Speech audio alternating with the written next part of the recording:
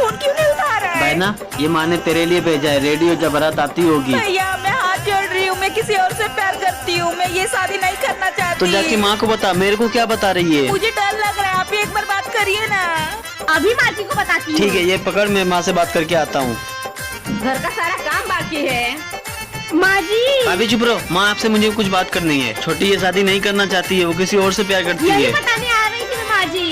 बेटा जा उसको लेकर आ। तो ये फोन क्यों नहीं उठा रहा है? छोटी चल, तुझे माँ बुला रही है। माँ आ गई छोटी। माँ प्लीज ये शादी रुकवा दीजिए। बेटा एक बार उस लड़के का फोटो तो दिखा मुझे। हाँ माँ अभी दिखाती हूँ, ये देखिए।